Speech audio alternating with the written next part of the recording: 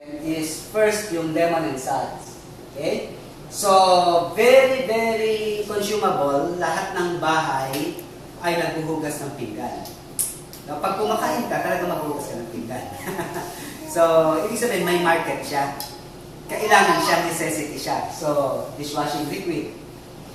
No harsh chemicals, no fumes, kasi wala siyang alcohol.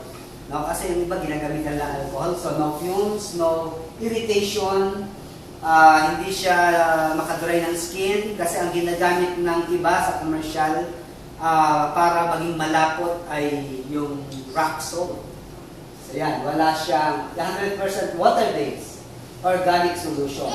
And on top of everything, it's with disinfectant. Yun ang matindi. No, may disinfectant siya. Kasi yung iba, dishwashing, pero walang disinfectant. Actually, ang bacteria, wala dun sa, siguro, kung meron man yung pagkain, pero actually, ang bacteria, nasaan? Nasa sponge. Nandun siya. So, kung walang disinfectant na ginagamit ng dishwashing, kahit na nagsabon ka, kung may bacteria yung sponge, may bacteria pa rin dyan. So, yan. So, may disinfectant. Okay. Ito yung presyo. No? Ito, kasi dealer's orientation man tayo. So, ang dealer's price niyan is 28 at ang SRP is 35. Now, sa tingin mo nyo, presyo na 35. Mababa o mataas?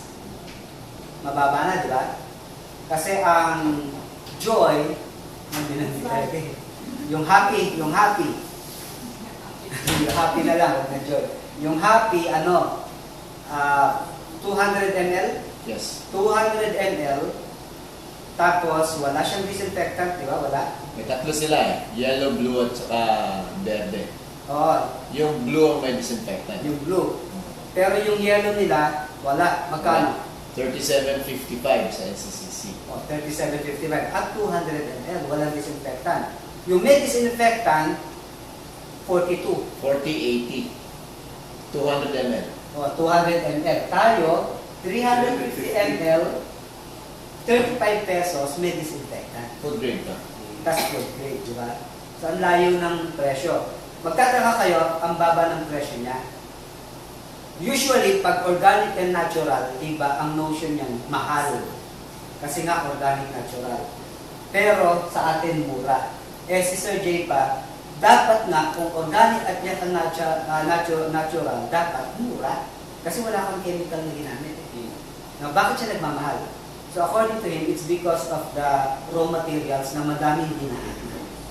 Since siya ay direct sa supplier ng raw materials, kaya mura niyang nabibigay. So, mura siyang naibibigay natin. So, ito yung SRP natin, 35, 28, and then, yun yung dealer's price natin. Okay? Now, mga testimonies ka dyan. Ito, actually, marami pang gamit yan. Hindi yan lang yung dishwashing. Kasi, sinasabon ko din yan. Yan ang sabon ko ngayon. Actually, sinashampoo ko na din. Kasi, naisip ko, pwede siguro siyang shampoo. Ito. Sa naisip ko, pwede siguro siyang shampoo. Bakit? Kasi ang ginamit na pampabula nito is bugo. Di ba sa Luzon, saan natin ginagamit ang bugo, di ba?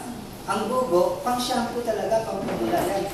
Bark ng tree. So, ginagamit ko siya ngayon pang shampoo, tsaka ang na-notice ko, kasi may nag-share dito na natanggal ang warts. Warts. Pag sabi niya na natanggal ang warts, may natanggal ang warts, kinapa ko kagad yung warts ko. Wala na akong makapa. Ano na lang, katiting na katiting, ito, malaki na. Obvious na yung warts ko dito. Makati, ganyan. Ngayon, ano talaga, halos wala na siya. Yeah. So, yun. Then, in-explain ni Sir J, kasi si Sir J, yung chemist natin, yung formulator, is medtech. At the same time, kulang na lang siya ng ilang units as a chemist. And then 6 years siya sa US, 6 years siya sa US, and then siya ang nag-formulate ng mga products na nasa market ngayon na kilalang kilala. Okay? Kung gusto niyo malaman,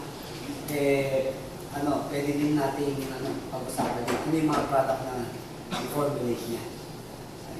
So So, yan. pala yung dishwashing liquid natin na body soap. Oh, pwede siya. Napakatanggal din pala dandruff yun. Oo, makatanggal ng dandruff. Yung mga may dandruff daw.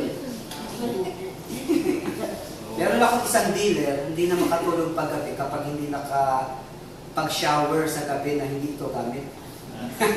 Hindi na siya. Talagang twice. So, magiging on purpose itong natin. Although, Dishwashing talagang liquid. dishwashing siya. Ngayon, bali, maglalabas na si Sir Jay ng pang-set talaga. Actually, ang isang nire-request nung bisita kanina from Malaysia is bath soap na liquid, yung bath gel. Oh, kasi nauso sa Malaysia. Yung sa Malaysia daw. Yung Bath gel. talaga. Yun. So, yan. Okay?